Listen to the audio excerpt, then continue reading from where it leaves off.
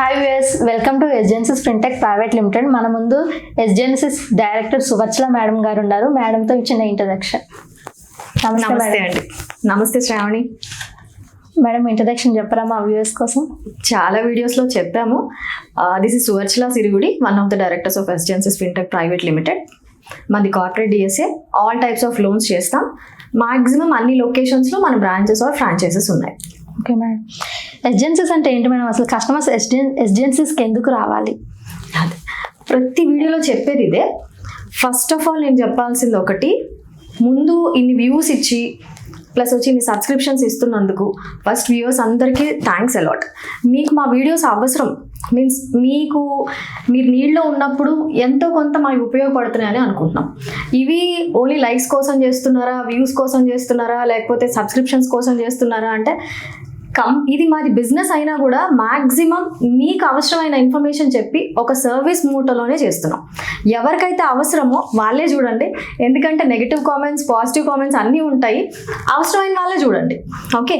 కానీ చూసి మీకు కనుక ఉపయోగపడితే డెఫినెట్గా మాకు ఒక కమెంట్ రూపంలో కానీ, ఒక లైక్ రూపంలో కానీ, ప్లస్ సబ్స్క్రిప్షన్స్లో కానీ మాకు చేస్తే ఇంకొంచెం హెల్ప్ఫుల్గా ఉంటుంది. ఓకే మేడం, పర్సనల్ లోన్స్ అంటే ఏంటి? అసలు ఫస్ట్ ముందుకు ఒక క్వశ్చన్ అడిగాం, ఎస్జెన్సిస్కి ఎందుకు రావాలి? ఎస్జెన్సిస్కి ఎందుకు రావాలి అని అంటే, లాస్ట్ టైం చాలా వీడియోస్లో చెప్పినట్టే మళ్ళీ ఇప్పుడు ఒక్కసారి రిపీట్ చేస్తున్నాను శ్రావణి. ఏంటంటే ఒక కస్టమర్ ప్రొఫైల్ ఏ బ్యాంక్లో సూట్ అవుతుంది అనేది వాళ్ళకి అవగాహన ఉండకపోవచ్చు. దానివల్ల వాళ్ళు ఒక దగ్గర రిజెక్ట్ అవ్వగానే ఇంకెక్కడికి వాళ్ళకి కరెక్ట్గా వాళ్ళకి సూటబుల్ ప్రొఫైల్ ఏ బ్యాంక్లో అవుతుంది అనేది వాళ్ళకి అవగాహన ఉండకపోవచ్చు. దానివల్ల 3-4 అటెంప్ట్స్ రాంగ్ చేశారంటే సిబిల్లో ఎంక్వైరీస్ పడిపోతాయి. నెంబర్ ఆఫ్ ఎంక్వైరీస్ వల్ల మళ్ళీ అది కరెక్ట్గా వాళ్ళకి సూట్ అయ్యే బ్యాంక్లో వెళ్ళినప్పుడు because of number of enquiries కూడా రిజెక్ట్ అవుతుంది సిబిల్లో. కాబట్టి మా దగ్గరికి వస్తే ఎక్కడ కరెక్ట్గా సూట్ అవుతుందో చూసి ఆ ప్రొఫైల్ దానిలో లాగిన్ చేస్తాం. అందుకే ఎస్జెన్సిస్కి రావాలి. మినిమం శాలరీ క్రైటీరియా ఎలా ఉంటుంది మేడం? సరే, coming to personal loans, starting 15,000 నుంచి కూడా మనం లోన్ చేస్తాం. మళ్ళీ క్లియర్గా చెప్తున్నాను, ఇది గుర్తుపెట్టుకోండి. శాలరీ బ్యాంక్లో క్రెడిట్ అవ్వాలి, బ్యాంక్ క్రెడిట్స్ ఖచ్చితంగా ఉండాలి. క్యాష్ శాలరీ మనం చెయ్యం. Plus UPI payments like PhonePe, Google pay అలా చేసినవి కూడా చెయ్యం. శాలరీ కరెక్ట్గా క్రెడిట్ అవ్వాలి. చాలామంది అంటారు అన్నీ ఉంటే మీరు చేసేది ఏంటి, ఎందులోనే అవుతుంది కదా అని. ఎవరైనా సరే చేసేది ఆర్బీఐ గైడ్లైన్స్తోనే, ఓకే? కంపల్సరీ బ్యాంక్ క్రెడిట్స్ ఉంటేనే బ్యాంక్లో లోన్ చేస్తాయి.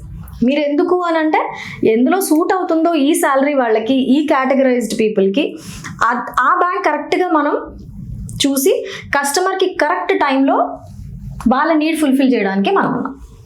ఇప్పుడు కేటగిరీలో ఎలిజిబిలిటీ ఎలా చెప్తాం మేడం? అంటే అమ్మా, ఇప్పుడు ఫస్టే బ్యాంక్స్ అన్నీ కూడా ఆ కేటగిరీస్ ఎవరు ఇస్తారు అనుకున్నావు? బ్యాంకే ఇస్తుంది. Like HDFC, ICICI, axis, Kotak, ఇలా డిఫరెంట్ బ్యాంక్స్ ఆర్ ఎన్బిఎఫ్సిస్ ఉంటాయి కదా. అవి ఒక కేటగిరీ లిస్ట్ వాళ్ళు పనిచేసే కంపెనీస్తో చేసేసి ఉంచుతాయి.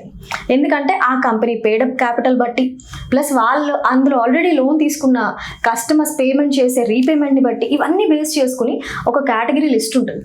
Super cat A, cat B, అలా డివైడ్ చేసి ఉంచినప్పుడు ఇంత శాలరీ, ఒక 1 lakh అబౌవ్ శాలరీ ఉండి కేటగిరీ ఏలో ఉంటే వాళ్ళ శాలరీకి ఇన్ని టైమ్స్ మల్టిప్లికేషన్తో లోన్ ఎలిజిబిలిటీ ఉంటుంది. అలా అంటే ఫైర్ తీసుకోవడమా? ఎగ్జాక్ట్లీ, ఫైర్ మల్టిపుల్ ఉంటుంది అనమాట ఎలిజిబిలిటీ చెక్ చేసుకోవడానికి. 50,000 అబౌవ్ శాలరీ ఉంటే ఈ కేటగిరీలో ఉంటే వీళ్ళకి ఎంతవరకు లోన్ చేయొచ్చు? మ్యాక్సిమం 25,000 అబౌవ్ ఉంటే ఎలా చేయొచ్చు? 15,000కే ఈ కేటగిరీ లిస్ట్లో ఉంటే ఎలా చేయొచ్చు? అది క్యాట్ లిస్ట్ అంటే. దాన్ని బట్టే లోన్ ఎంత ఎలిజిబిలిటీ ఉంటుంది, ఓకే? వాళ్ళ రేట్ ఆఫ్ ఇంట్రెస్ట్ కూడా దాన్ని బట్టే బేస్ అయి ఉంటుంది. ఓకే మేడం, అంటే ఇప్పుడు పర్సనల్ లోన్కి తీసుకోవాలి అంటే ఎక్స్పీరియన్స్ ఏమన్నా ఉండాలా మేడం? ఖచ్చితంగా అమ్మా, మొత్తం టోటల్ ఎక్స్పీరియన్స్ అంతా కలిపి మినిమం 1 year ఉండాలి, ఓకే? మనం ఏం తీసుకుంటామంటే లేటెస్ట్ 3 పే స్లిప్స్ తీసుకుంటాం. ఈ 3 పే స్లిప్స్లో అంటే 3 శాలరీస్ ఖచ్చితంగా క్రెడిట్స్, ఓకే?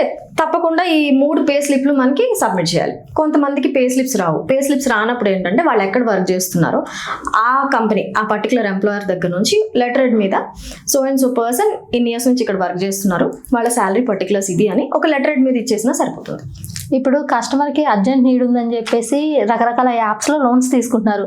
సో వాటిని మనం బీటీ చేసి ఏమన్నా సింగిల్ లోన్ చేయడం కుదురుతుందా? మా ప్రీవియస్ వీడియోస్లో కూడా చెప్పాము ఈ యాప్ లోన్స్ గురించి అని చెప్పి. అది ఎంతవరకు రీచ్ అయిందో నాకు తెలియదు. మళ్ళీ చెప్తున్నాం. అంటే యాప్ లోన్స్ అన్నీ చెడ్డమని చెప్పట్లేదు, అలా అని అవి తీసుకోవడం కరెక్ట్ అని చెప్పట్లేదు. యాప్ లోన్స్ తీసుకోవడం వల్ల చాలా మంది చాలా ఫేస్ చేశారు. ఎందుకంటే రేట్ ఆఫ్ ఇంట్రెస్ట్ కానీ అవసరాన్ని బట్టి ఇంకొకరి దగ్గరికి వెళ్ళి అడిగి అలా కాకుండా ఆ నీడ్ ఫుల్ఫిల్ అవటం ఒక శాలరీడ్ పర్సన్కి, జీతం మీద ఆధారపడే వాళ్ళకి అది చాలా ఇంపార్టెంట్. ఆ టైంలో అది చాలా అవసరం కాబట్టి జస్ట్ ఒక క్లిక్ అవేలో ఉంటుంది. అది నీ శాలరీ పర్టికులర్స్ ఇచ్చావా, నీ కేవైసీ అప్లోడ్ చేసి సిబిల్ రన్ చేయగానే నెక్స్ట్ నీ బ్యాంక్ స్టేట్మెంట్ అగ్రిగేటర్ తీసుకుంటుంది, దానిలో అప్లోడ్ చేయగానే నీకు ఇంత ఎలిజిబిలిటీ అని వస్తుంది. ఆ అవసరానికి అది చాలా అవసరం కాబట్టి ఇంకెవరి దగ్గర అప్లై చేయకుండా ఆన్లైన్లో అప్లై చేసుకుని 2 minutesలో అకౌంట్లో పడిపోతుంది, తీసేసుకుంటున్నారు. అది రేట్ ఆఫ్ ఇంట్రెస్ట్ ఎక్కువ ఉంటుంది. తర్వాత కొన్ని ఏంటంటే ఈఎంఐస్ అయిపోయినా కూడా రికవర్ అవుతూ ఉంటాయి. మన బ్యాంక్లోంచి ఈఎంఐస్ డెబిట్ అవుతూ ఉంటాయి. కొన్ని ఏంటంటే ఎప్పుడైనా బై మిస్టేక్ అంత హ్యూజ్ ఈఎంఐస్ పెట్టడం వల్ల మనకు ఓవర్ ఆబ్లిగేషన్ అయిపోయి కట్టడానికి బర్డెన్ అయ్యి బౌన్స్ అయితే బెదిరించడాలు, ఫేక్ వీడియోస్ పెడతామంటారు. ప్లస్ వచ్చి మన కాంటాక్ట్స్లో ఉన్న పర్సన్స్ అందరికీ కాల్స్ చేసి వీడియోస్ ఏవో మార్ఫింగ్ చేసి పెడతామంటారు. ఇలాంటివి నేను చూసాను. నా ఎంప్లాయీస్ కూడా ఫేస్ చేశారు, నా బంధువులు కూడా ఫేస్ చేశారు. అందుకని నేను పర్టికులర్గా యాప్ లోన్స్ వద్దు అని చెప్తాను.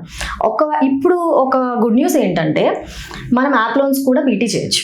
ఓకే, కాకపోతే అన్ని చేయలేం.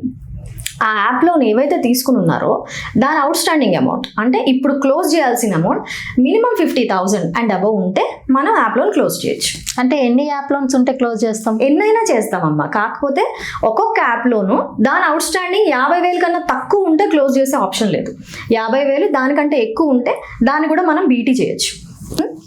ఇప్పుడు కస్టమర్కి ఒక 60,000 శాలరీ ఉంది, ఆల్రెడీ లోన్స్ కడుతున్నారు, ఒక 30,000-40,000 వరకు ఈఎంఐ పే చేస్తున్నారు. ఓకే, అంటే సపరేట్ బ్యాంక్స్లో ఉంది. సో వాళ్ళందరివి ఒక బ్యాంక్లో బీటీ చేసి చేయడానికి కుదురుతుందా మేడం?